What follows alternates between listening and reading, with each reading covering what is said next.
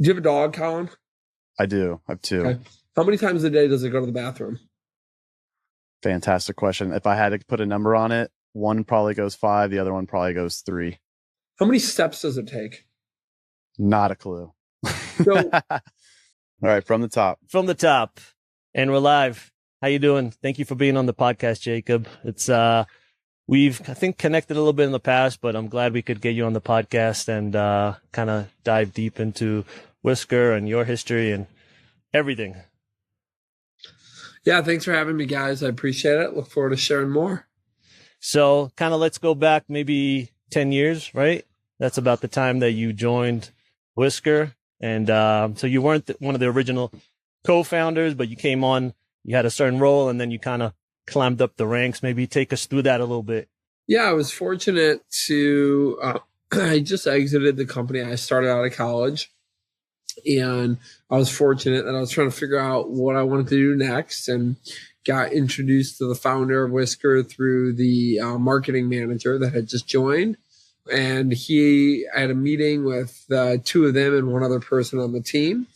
And the founder and I just really hit it off. It was one of those kind of moments where I realized it was a great group of people, but also that I could have a pretty meaningful impact on the business at the time. So in about March, April 2015, I joined full-time as a consultant, leading and shaping their marketing, new brand, new website, kind of new strategy.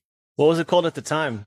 Company was called Automated Pet Care Products Incorporated. Oh, that's sexy.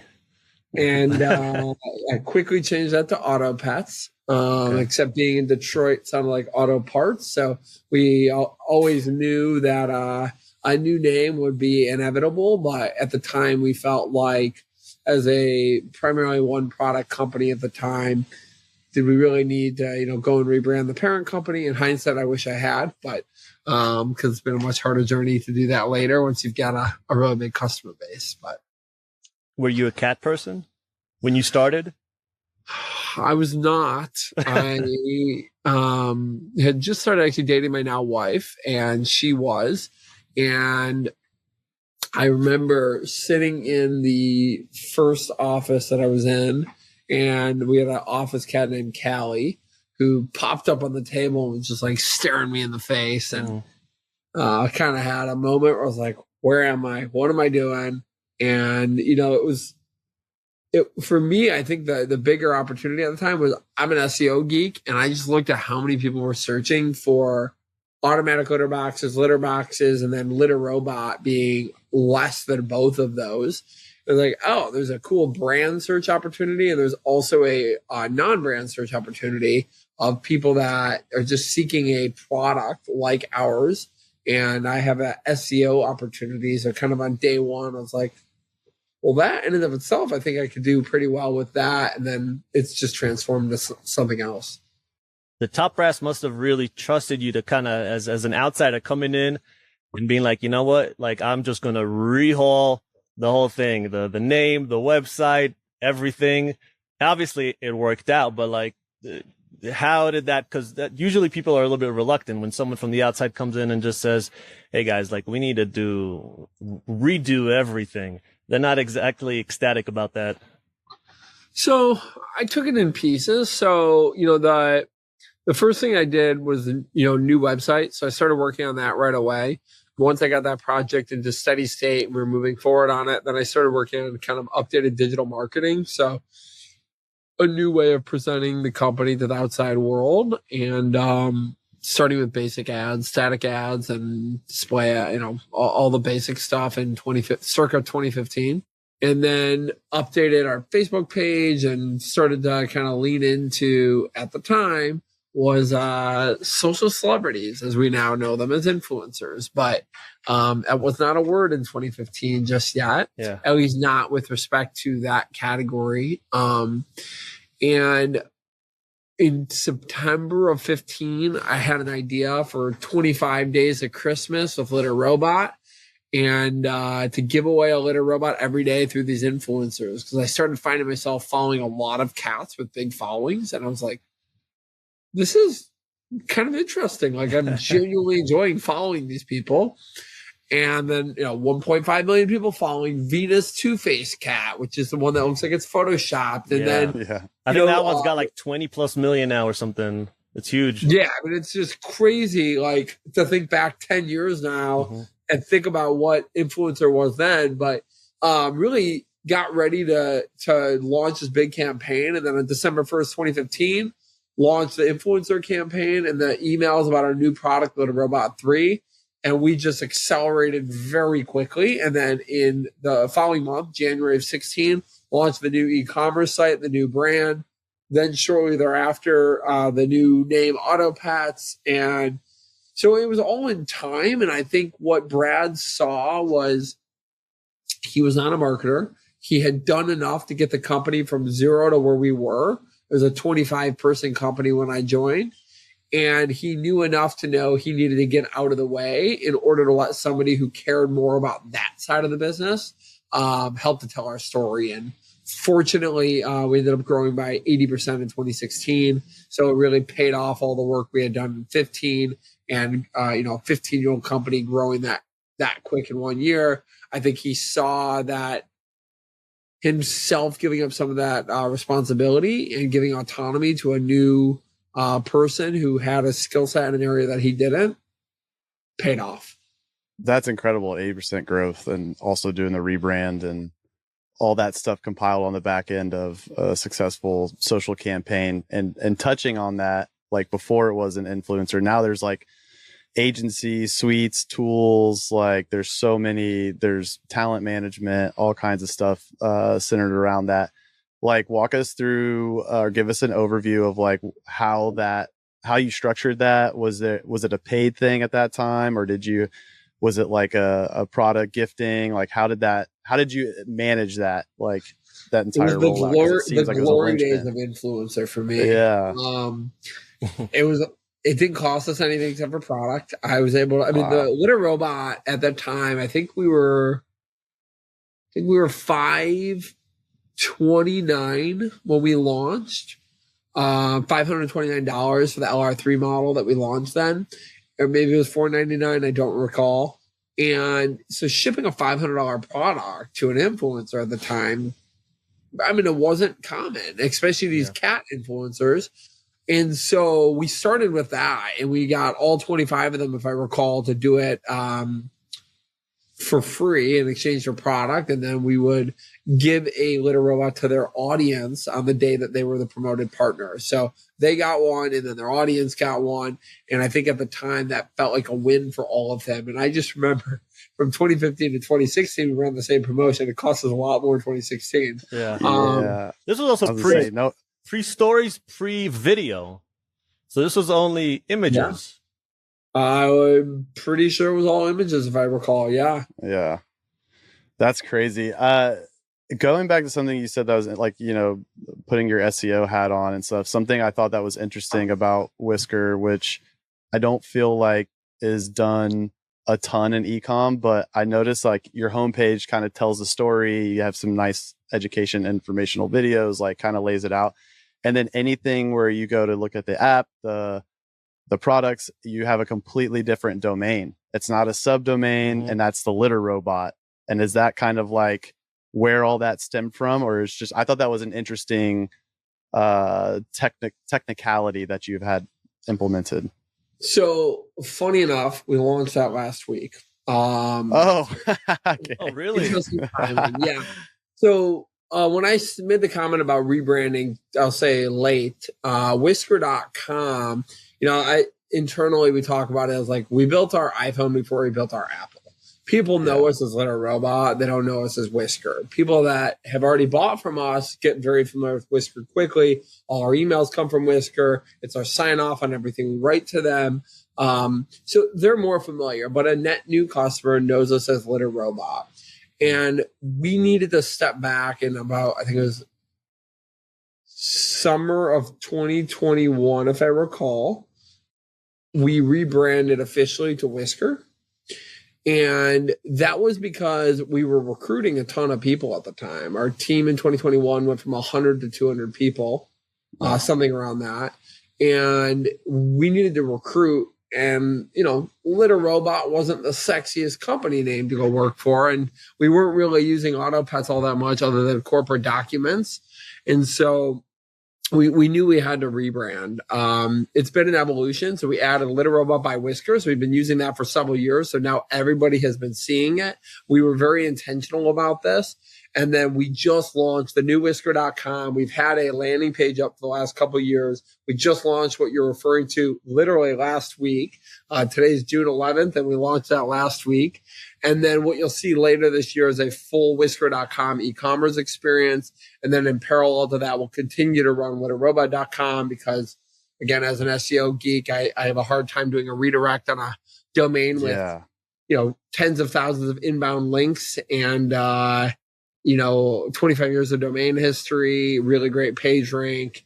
And so Litter Robot will continue to exist for at least the foreseeable future, even as we start to drive all of our efforts to Whisker.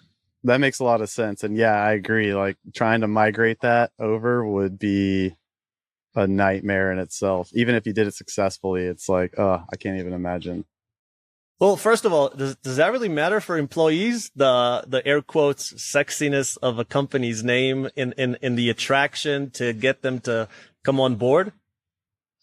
Whisker is a pet care company. Litter Robot is a litter box. So yes, I would say we were struggling to recruit tech talent. I mean, people that were coming from really great companies that, we had a really awesome early crew. We had some really great people on board. But as we started to ramp up, and we now have, this summer we'll hit 100 engineers and product developers. So we're at 95-ish right now. I mean, most of that has come in the last 2 years. So yeah, I do think it matters. I think we all want to be part of something bigger than us and how we work and what we're focused on day to day. And I think what Whisker stands for is slightly different than Litter Robot. Litter Robot is a product that solves a problem. Whisker is a company that solves problems for pet parents. Got it. And now I saw that you said you're employing about 650, right? 650 people worldwide. I'm assuming the majority is probably in the US, but what is it like leading a team of 650, like challenges, rewards? Like how do you maintain the company culture when it's, it's not 10, 20, 30 people, but such a massive group of individuals? It's definitely been an evolution for me and for the company. I think, I was employee 26. I got to be a part of, helping to build the company culture. I mean, rooted in all of the core pillars that Brad had set before I joined, but really building on those and amplifying those. One of the things that I've always appreciated about Brad and how he speaks of our partnership and relationship is, actually, we just featured on How I Built This about 2 months ago. And one of the things Brad said, so using his words, that I've always been the glue. So I've always been the person that as we've evolved the company, I bridge the gaps. I'm helping cross-functionally everybody integrate better. And look, that was a learning curve for me. I think you run into problems and you figure out where those problems are coming from. And for us, it was scale of people and teams. I was our chief operating officer for 4 or 5 years before I took the CEO role. And the role that I had in developing our operations, we have almost 400 people in our proudly U.S. manufacturing plant in Juneau, Wisconsin. And there were like 15 people when I joined. So growing that up, now presence, I think, was important. I was out in our plant when we were really ramping up almost every 3 weeks for a couple of years, very consistently addressing the whole team, walking around, meeting with people one-on-one, asking how things are going. I think we do the right thing when no one's watching. I think we're really intentional about how we treat our people, how we empower our people. We had an assembler that's now taken 5 roles. We just promoted her a couple weeks ago to manager of logistics. Nice. She's now leading our inbound and outbound logistics for our plant. Well, that's because we empower our people to speak up. We empower our people to be a part of not just what their role is, but a bigger thing than that. And I think we've instilled that culture down to the assembler level to my former intern, who's now my right-hand person on every new project. Anything with ambiguity goes to this individual. And he was my intern. So I think as you develop a company, at least for us, as we've developed Whisker, empowerment, core pillar, but it's also just how we operate. Letting everybody feel like they really are empowered to shape the future of the company and being understanding. I mean, look, working with new personalities is difficult. I'm a certain type of person. I'm very outgoing. I'm super loud. I'm pretty eccentric in the way that I communicate my ideas. Brad is much more quiet and hard-headed when he firmly believes something, as I also am as well. But he and I tell everybody in the new hire class, we bicker like brothers, and it's all for the forward progress. But we had to learn how to do that. I've had to learn how to do that I've got a 30 something person leadership team.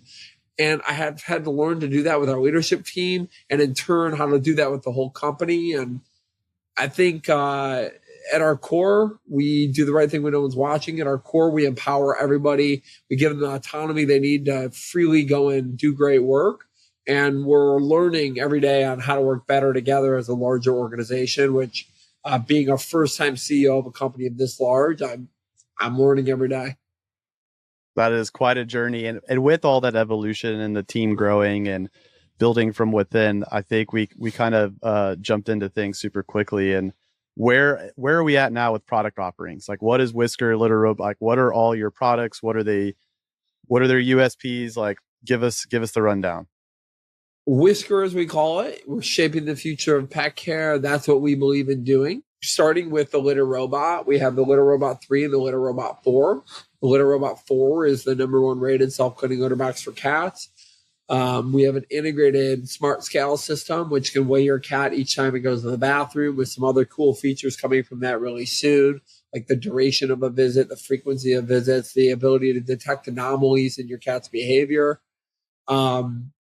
The Litter Robot, not my words, but it's a life-changing device according to thousands of our customers. Also myself, I have 2 cats at home. We've got a 4.8 star rating on the Litter Robot on Best Buy. We've got a 4 something high rating on Amazon. On our site, a collective, 30, 40,000 reviews on that product line. The Litter Robot 3, similar, less of the new tech features. So that one has an app with it, but doesn't have the scale. That product has gone on to sell quite a bit over the last 10 years. Together, they're both powered by the Whisker app. The Whisker app has now over 100,000 app reviews in the App Store alone for Apple, with a 4.8 star rating. Another 30 to 40,000 reviews on the Google Play Store with a 4.8 star rating. We've built a really kick-ass app for our consumers to be able to interface with their devices and get the pertinent information that they need. It serves as both an insights controller and a remote control for their device. We also have the Feeder Robot. The feeder is an automatic feeder for cats. It also works for dogs. I like to say I haven't fed my dog in 5 years. And it's a really great product. We've been voted the most reliable, the most innovative, the best automatic feeder. Definitely comes at a price point. I think when we built that, we were in a slightly different market than we're in today. And as we continue to evolve our products, we are mindful of that. But it definitely is on the premium side. We also sell Litter Robot concealers, so furniture that if you live in a small, tight space and you want to hide it, you can put this around it. We have a cat litter business that's growing to be pretty big.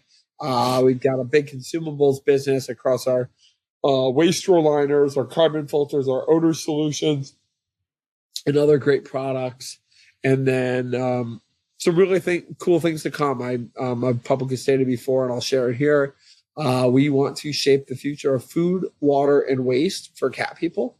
We think there's a unique value proposition for cat parents to, one, have a company dedicated to them. Whisker is a cat company. And then 2, to build the future of connected insights. If I can tell you how much your cat's eating, how much they're drinking, and then how much they're going to the bathroom, and start to tie that together in a way you don't have to do it yourself. I know having kids over the last 5 years, my wife is like, how many times do they go to the bathroom? What do they eat if I'm watching them and she's not around? And we're the same way with our pets. And I think what's unique about Whisker is we've got a really cool market opportunity to build the future of connected cat care. And that's really what we're doing here. That's really, I mean, honestly, to be holistic like that and be a one-stop shop for cat owners is pretty awesome. And it sounds like, you know, not only for the longevity of how long you've been around and have understood just from like the tech perspective of like launching these, you know, the litter robot and now like the feeder robot, and then having other supplemental SKUs like that. I'm sure that's informed a lot of your continued rollout of SKUs. And so I wonder, is like the goal to like continuously launch those SKUs? Cause you said food, water, and waste. So like to kind of max out all of those categories, and then all of those SKUs are essentially informing what is Whisker and how you're taking all that data and then maybe going more into software, more like kind of apps, or maybe even bigger partnerships with like pet insurance, or like kind of how do you envision now the continued growth of that through Whisker and through these like hard goods? We've got about 750,000 monthly active users of our pets from over 1.4 million connected robots now. And we're getting to a point where we really in real time understand what's happening with the robots, which in turn means we can better understand what's happening with your cat. So it hit home for me in 2019. I was using the Litter Robot app at the time before we rebranded the Whisker. And I got about 19 notifications in a row that my cat had gone in and out and in and out and in and out. Well, we went and checked on her and she couldn't go to the bathroom. Took her to the vet. She had a full blockage UTI. We would not have known without the app. Yeah. And that's not a statement of me saying we saved our cat. But look, I wouldn't have known about that if not for the Litter Robot app. We now have hundreds of stories, if not thousands of stories of people saying the Litter Robot saved my cat. And it's their words, not mine, right? I'm on Reddit. I'm very deep into Reddit. I am at Cat Poop Man. And I am in there with the community. We have 42,000 people in our subreddit. And you see it all the time now. Litter Robot saved my cat. Here's what happened. And they tell their story. And I think where we're able to take that from here is telling your story for you. So like a Whoop or an Oura Ring, you know, they're giving you that insights. They're contextualizing the data for you. And our ability to do that, we think we have a unique ability to tell a story that can help pet parents. So as I think about the future of waste, food, and water, I think the three of those together give you a full picture of what's happening with your pet when your pet can't speak for itself. If they stop drinking water, well, that's often a problem for cats, and we can help you understand that. If they consume too much water, you know, oftentimes that can also indicate something. Same for food. And so from our perspective, the ability to communicate on behalf of your cat when your cat can't speak for itself is powerful. And I think that opens the door to a ton of new product opportunities in the future.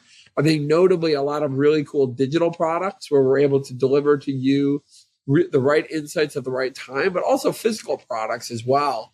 I think if we know about its food consumption, its water consumption, and ultimately its waste deposits, maybe we can help with delivering medicine. Maybe we can help.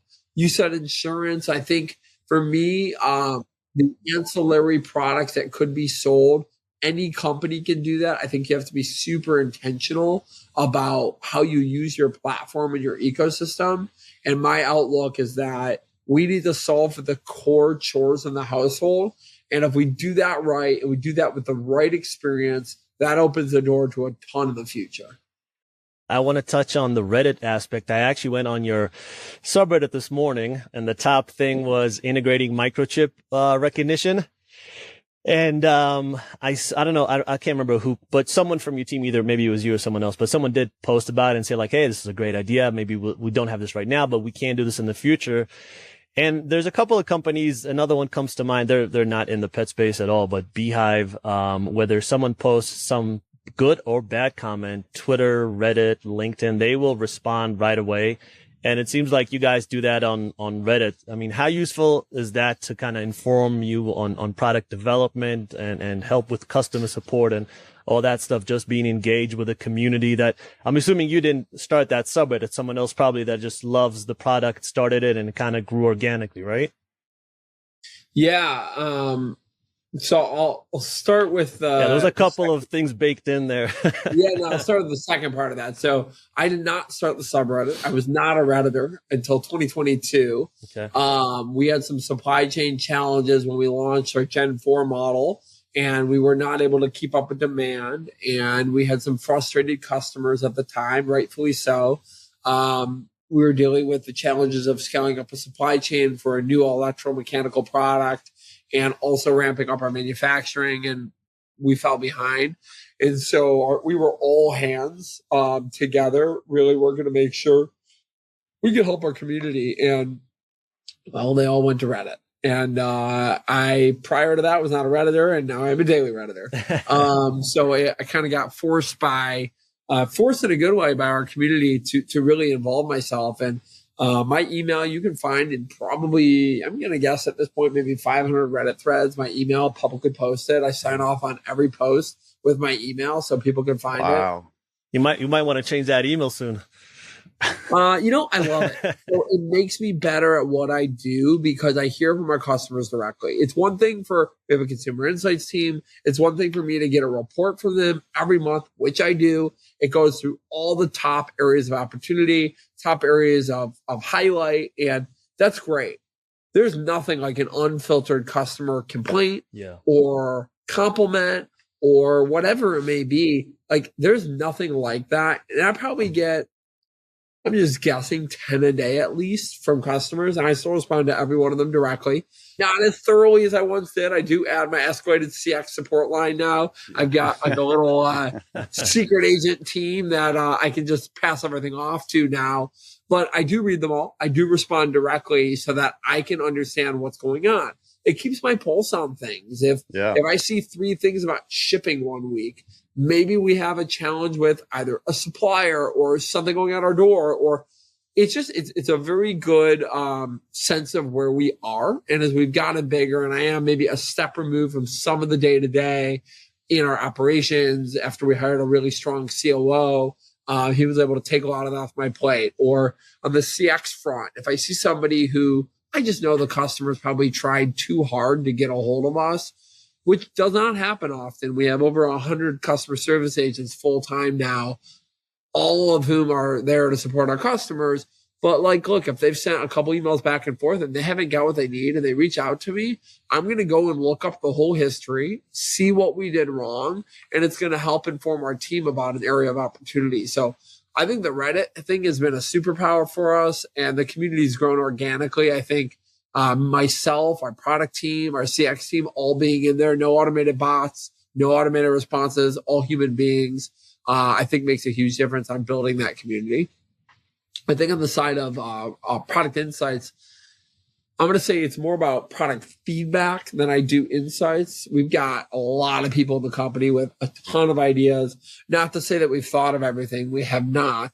But a lot of the ideas we see in there, either maybe we're already working on them. Maybe there are things that we have in a product log, backlog. We take them all seriously. We read them all. They all go to our product team. New head of product started 7-8 months ago. He is just as active, if not more active in Reddit than I am. We're listening to our customers on feedback on our product, how we can make it better, what they want out of the app, how we can continue to improve it. I think a great example of that is memorialize a pet. I'm spoiling it for any Whisker customers listening, but that is a product that's coming soon. We had customers tell us that, if and when their pet unfortunately passes away, they don't want to delete their profile from the app. It's sad, right? You've already dealt with the sad part. Now you got to go and delete them out of our app. So memorialize a pet is a feature that we're coming out with. And that was one that we got from the community. We had tons of people giving us feedback about it. And so that was something that we built based on the feedback. We also have a ton in our backlog that we're just going to bring to market because we think it's best for the consumer. And I think I operate with a little bit of the Steve Jobs, inspiration for me of the customer doesn't know what they want until they see it. And I think for us, that's a big part of how we've gotten to where we are. No one said they wanted a $699 litter box. We delivered it to them, and I can tell you they definitely wanted it. I think nobody wanted a litter robot app. We delivered it. People love it. And so I think we have a mindset that we've got to also be an inventor. We've got to bring new things to market. I think we have a unique way of looking at the world and how we're indexing on a core focused, set of things. And I think that's been a superpower for the company. That's amazing that you have your email and Reddit and that you're so focused. And I agree, like unfiltered, like you're not getting it through some kind of rose tinted lens. Like you're just getting real feedback, which informs your product, your customer support, your back end, like all of that is super powerful. And so I think that's amazing that you're doing that, and others hopefully take note and do the same thing.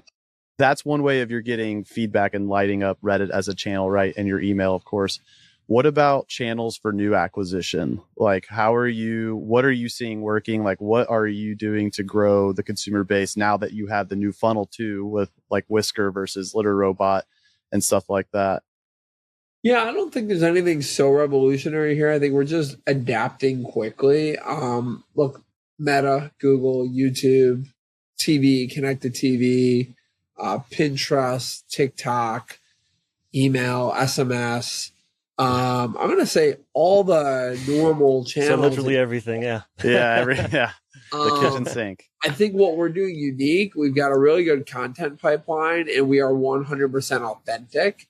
So when we partner with anybody, they have to be a user of the product. So we've been very fortunate to have a ton of celebrities use our product. If you have a cat and that cat poops, you probably need a litter robot. Well, celebrities are in the same boat.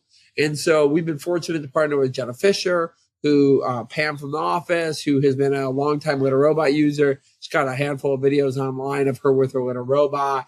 We've been fortunate to partner with a bunch of athletes, Jordan Poole, Marlon Humphreys, many others of whom I am not leading that part of our business, nor do I watch sports, but a bunch of great athletes who all use our product. We just randomly were on Leslie Mann's Instagram account. She moved to a new house. We got tagged in a picture in her garage.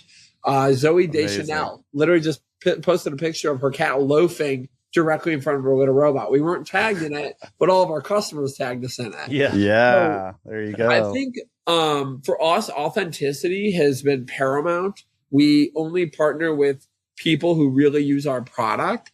And so before we'll partner with any celebrity or influencer or whoever, we ship them our product first before we'll consider doing a paid endorsement or any sort of partnership, because I think people can sniff through it. And I would say we're really good at content creation. We've got a full content lab in-house, 1,500 square foot content lab in-house. We've got a ton of content creators all across the country we partner with on a monthly basis. We're putting out so much content every month to test and see what works, what doesn't work, what we can improve on, different types of content, different types of messaging.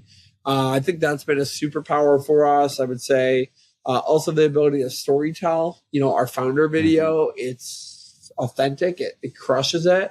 It's very authentic. Brad is the product is born out of a need, and it's hard to trump a story like that. I mean, it's why we're here today. We tried a video with me in it. It didn't perform as well as one of Brad. Maybe it's because I don't look as wise as he does, or maybe he just comes off more authentic than me. Although I do love my cats a ton, and I think that comes through in every conversation that I have. There's something about founder authenticity that we've been able to really champion that. And look, I don't have an ego about whether I'm in it or he's in it. I'm the one who wanted him in it. I absolutely love that he's willing to embrace it. And, I think that to us has been a superpower in authentic content creation, tons of content creation, trying new channels, iterating quickly, and then really building a strong, first party network of data and customers. Yeah, the storytelling and like video format, it's just hard for that not to be like a priority these days, which is the way that everyone's consuming, educating themselves. Being an SEO nerd yourself, it's like Google search isn't dead, but it is changing and changing fast. So I think that's amazing. And speaking of partnerships, I thought it was really interesting that y'all are the official litter box of the Detroit Tigers. And I saw that basically it was it also the Lions and the Red Wings that you're partnered with? Like, just curious, like, how did that come about? Like, what has that meant for y'all? And what's like the strategy behind that? I'm curious. Yeah, so maybe counterintuitive to what a lot of people on the outside would think. It's actually all for recruiting. So it wasn't a marketing play; it was a recruiting play. In 2023, we were starting to struggle as we needed a lot more engineers to bring people in and build a pipeline of talent. And it applies to other professional roles too. Like, I was able to pull our COO from Milwaukee Tool. He had ignored an executive recruiter we used, wasn't responding, and really a top-notch executive recruiter. I had to reach out directly. And our head of product, I reached out on LinkedIn. Our plant manager, I reached out on LinkedIn. It was a lot of working to get everybody in the door, to tell them the story, to convey who we were, because we flew under the radar for so long that it was hitting a point where I'm only so scalable, and our recruiting team was, running up against a bunch of hurdles when they would try and get someone's attention. And so a big part of the partnerships were for recruiting, and it worked. Wow. So in the state of Michigan, if you're featured next to the Detroit Lions, I mean, we've had a good couple years. That's been a kind of a nice association during the last 2 years as the Lions have really transformed. And then the Tigers, I think at the time of us partnering with them, they had a 0.1% chance of making the playoffs. I want to say it was last May when we announced the partnership. I'm not taking credit here because the Tigers did it on their own, but it was good timing. Yeah, it was. We really got to benefit from the success and the momentum of the team, and all the Detroit Tigers working so hard to evolve the organization to get to that point. And I mean, a team that all Detroiters just love, both of them. And, to be a part of it at a time where the Tigers and the Lions have so much momentum was a really cool thing. And it paid off. We've hired over 100 salaried people in the last little over a year. And many of those people based in Detroit now. So I love seeing the renaissance of Detroit. I've met a couple of people who, like, 5 or 6 years ago were doing everything they could to invest in the infrastructure and build out the city, bring retail back, bring companies back. It's like, I don't know, it feels very American or Americana. So it's like, I love seeing, even though I have no affiliation with Detroit whatsoever, I do like have a soft spot for them, just like the mecca of car manufacturing and just so much great history. I wanted the Lions to win it all so bad for the city. But anyway, I think a lot of the country did. Yeah. It was very disheartening. Speaking of manufacturing, actually, is you guys manufacture everything in the U.S., if I'm not mistaken, which kind of bucks the industry trend of offshoring to kind of lower cost countries. I guess, why did you guys choose to do that back in the day, and has it paid off now in the time that we're in? I'll start with the second. Yes. I would say our manufacturing has always been a superpower. This was just like a superpower recently.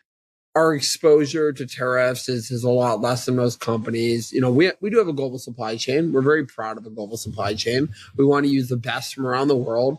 PCBs, there's most of them come from, Asian markets. And so, we're not going to try and reinvent the whole supply chain. We're going to leverage experts in their field. Yeah. And so we've got a little bit of exposure, but it's minimal relative to, I think, a lot of consumer electronics that are bringing over completed assemblies. We're getting a large majority of our bill of material here in the States, all of our plastics here in the States. We've got big chunk of the litter robot that's made probably in Wisconsin, not even outside of Wisconsin. All of our molders are in Wisconsin, and it's been really a superpower. And I would say secondly is our speed. Let's just say I go back to Reddit, we find out that we've got something. Mm-hmm. Fortunately, this has not happened recently, but in 2022, we were ramping up supply chain. If we heard feedback, we can make a change really quickly. I mean, next day. Yeah. And so the ability to own and control our own manufacturing plant, I think, is a superpower for our company as we think about continued iteration of our products, next gen of our products, how we want to keep evolving our products, our ability to know what's difficult to make, right? Design for manufacturing, how we make our products, how we mold our products, how we assemble our products. We do a lot of that ourselves. And so we know what the next gen needs to be, or even an improvement on the current gen. So yeah, it's been a super power doing it here. Why we did it here, size is a big part of it. So we ship big products. Yeah. The litter robot we think it's the right size, but it's behind me.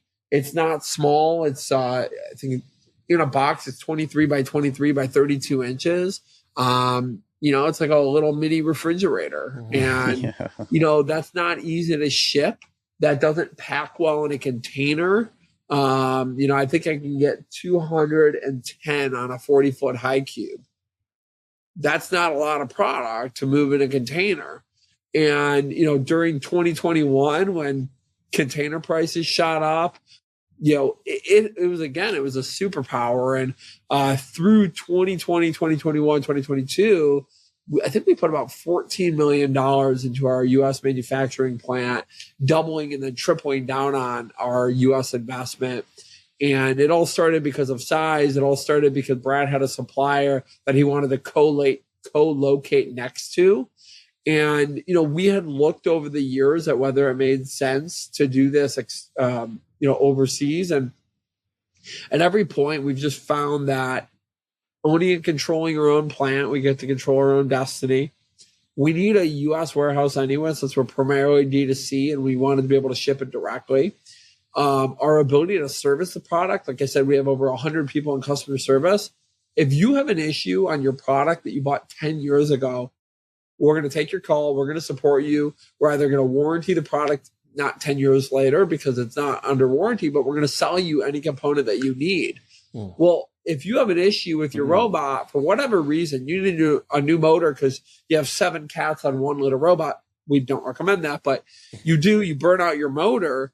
We're able to ship that out for you today in Juneau, Wisconsin on, Wednesday, June 11th, and that could hit your door tomorrow. Yeah. If I was doing that all overseas, I may not be able to do it that quickly. So I think there's a lot of compelling reasons to manufacture here. I think in light of the current market we're in, it's only reinforces our decision and investment.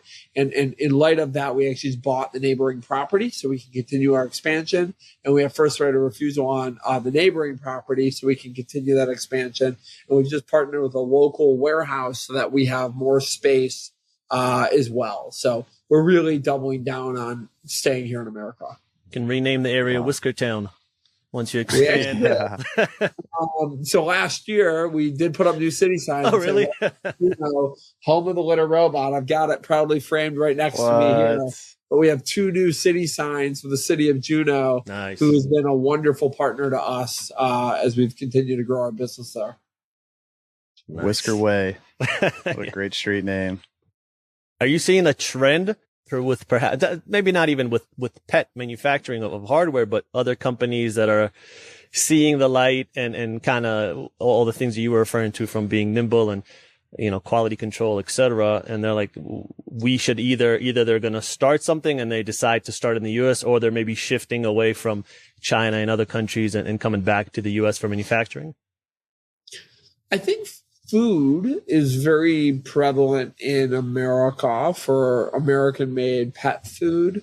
I'm not necessarily seeing it in our direct categories that we're in. I think consumer electronics has historically not been like a U.S. manufacturing product, especially smaller consumer electronics.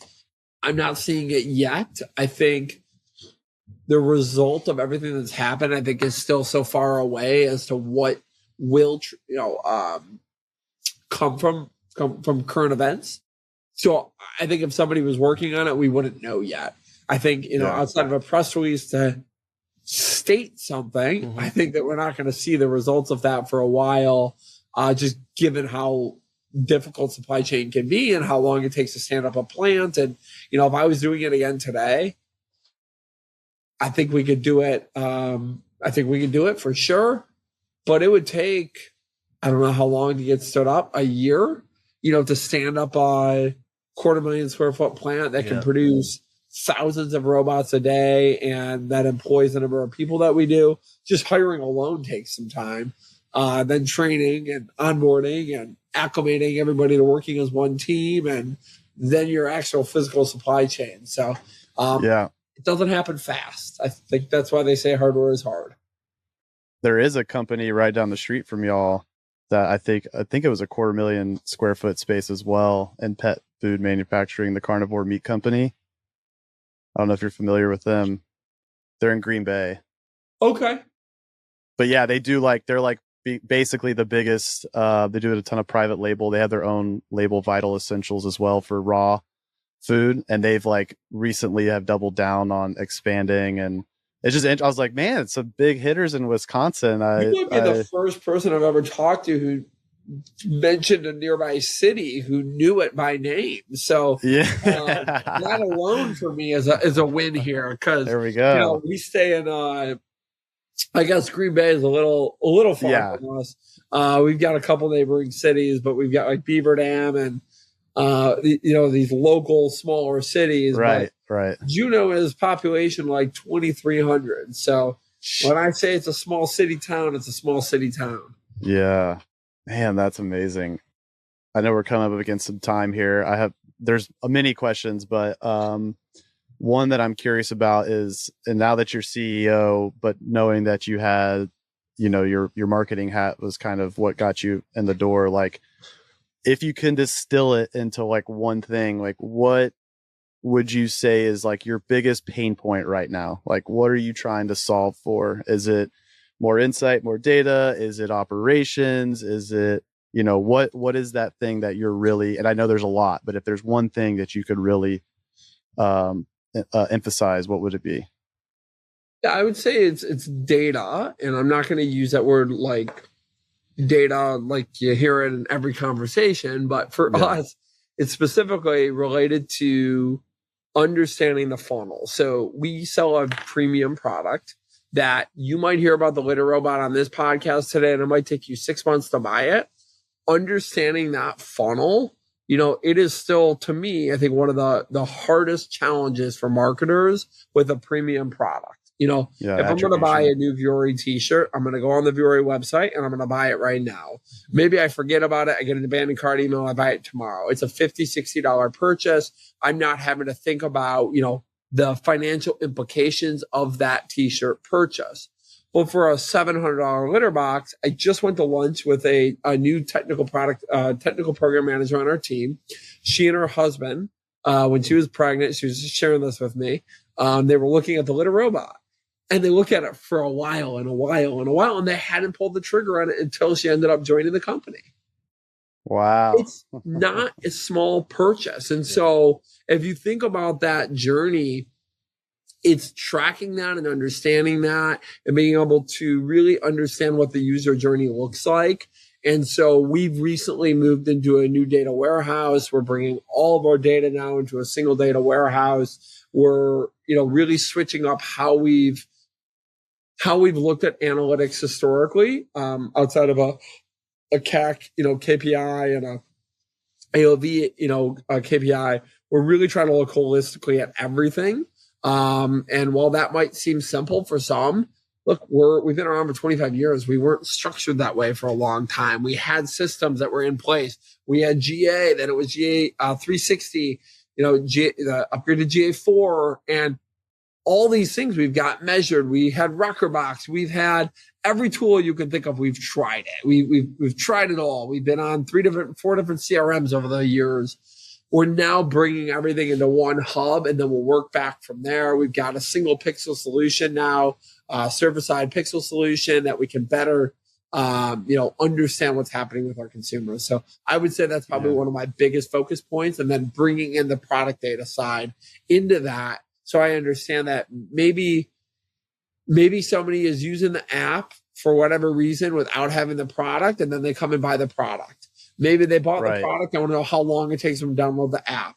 I want to know when they get to their second purchase, third purchase, fifth purchase. or how long it took them, how many ads I had to show them. Did I spend, like our CAC number, or did I spend a lot more or a lot less? And to me, that's a hard challenge. And in talking with other premium product companies, it's hard for all of us. Yeah, especially when you're in so many different channels, like following that breadcrumbing of that all the way through, and then knowing, like, you could have all those data points, but knowing what was the objection, like they didn't have clear education around this and that's why they bounced. And, or was it like a price point, or was it this? So yeah, I could see how that's pretty convoluted and hard. It doesn't help that we don't discount either. So I mean, it could. Help. It's one less variable. Right. And we bundle up, we don't discount down. And so, it's interesting because I think the consumer perceives our bundles as a discount, which, we're thrilled with. But it's not like I can run a Father's Day, save 50. It is save 50, but it's on a bundle, not on the primary robot.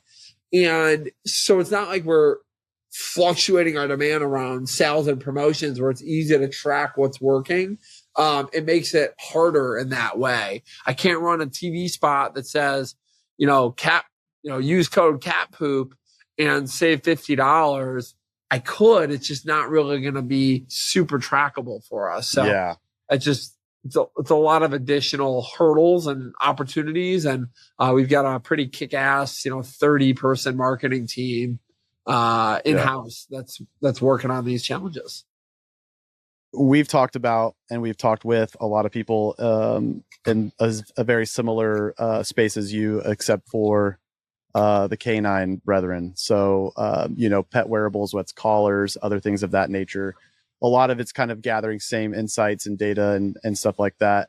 I'm curious, like, how much do you look to what's happening in the dog space and apply it to the cat space? Like, I think there's some interesting, like, there's a static variable with cats, which is like they go potty in one spot unless you're an outdoor cat. That's totally different. Whereas dogs, it's like a combination of things, right? And so typically you're found like the best way to get that data point is on a collar because a lot of people keep it on full time. So are there any parallels that you're pulling from there? Do you see overlap? How are you kind of using what's going on over there to guide what you're rolling out as new product over here? Look, I think that's a great question. Do you have a dog, Colin? I do. I have two. Okay. How many times a day does it go to the bathroom? Fantastic question. If I had to put a number on it, one probably goes 5. The other one probably goes 3. How many steps does it take? Not a clue. So I asked that question because if you think about isolated data, the data of your waste behavior is something you had the answer to. The data of the number of stops is something you don't have an answer to. And if you have that answer, what would it inform you of? I think where they're taking the data is incredibly cool. I think the application for GPS is incredibly life-saving and powerful. I think some of the data in isolation, it's only as good as the understanding of that data. But if your dog didn't go to the bathroom for 2 days, you would know something's wrong. If your dog took fewer steps in 2 days, I don't know if you would know to act on that. So I think what I'm seeing is that data in the world is everywhere, with our Fitbits, our Auras, our Whoops, our Apple Watch. And for humans, we know how we feel. So if I wake up feeling poor, I look at my Apple Watch or my Aura ring or my Whoop, and it says you got bad sleep that night, or have one less drink before you go to bed, or whatever it might say. You know how you feel. When we have pets that can't speak for themselves, if we can take that data and really contextualize it in a way that helps you understand what's going on with your pet, I think that's profoundly impactful on the pet parent and the pet. So if I go back to my first question of, do you know how many steps your dog takes? That is really cool data. And I think it's fun to productize and make it like a game. I think by itself doesn't tell you the full story of what's happening with your dog. You add in food and water and waste, I think you can then tie those stories together. So as we think about our evolution and how we want to bring, data forward, it's really we need to contextualize in a way that's impactful for the user. We need to contextualize in a way where the user doesn't have to understand the data itself, but in fact, just the takeaway. We need to be able to really bring solutions that are unique and compelling. I think the GPS collars are incredibly impactful because having recently my cat got out, someone left the door open, it got out. We were freaking out, looking around our yard, and fortunately she just walked right back up. But like that moment was one of those moments where I was like, man, I really wish I had a GPS collar. My dog fortunately has not gotten out or lost before, but like those are those moments where I see a ton of value. I think it's yet to be shown on the power of the rest of the data. And I think they're getting there. I think they're understanding. I think the more data they collect, it's going to get there. When you can answer that question that I asked you, I think we're there. So I think there's a lot that we can learn from it. I think that the products are really neat. I've followed each of the brands. I think they bring a lot of value. I think their apps are really slick. I think the companies have built really cool businesses around it. I think the future is exciting. The evolution of connected pet care is exciting. And I think what we're going to be able, all of us, deliver for pet parents from a connected standpoint will be hopefully life-saving one day or hopefully sometime soon. Love it. That's a great one to end on. I'm glad I got to ask it. Yeah, well, this was a blast. I usually end with asking where can people find you, but it seems like your email is blasted all over the internet, so it makes it pretty easy. But where are you most active on the social platforms other than Reddit? I am proud to say I deleted all my social media a few years ago, except for LinkedIn, and I have now taken all the time I spent on others and put it on LinkedIn. So, very active on LinkedIn, and then my email. For those who are maybe mobile, jacob@catpoop.com is hard to unhear. It redirects to my primary email, but it's I'm pretty accessible. I answer every email that I get as long as the person takes a beat to write it. Yeah. If it's an AI bot sending me an email, I won't respond. If it's something where they get our company wrong, I won't respond. Outside of that, I'm pretty much going to respond to everybody. So. Fantastic. All right. Well, yeah, this was awesome. We really appreciate your time today, and hopefully we get to do it again sometime in the future. Thank you guys for having me. All right. Take care.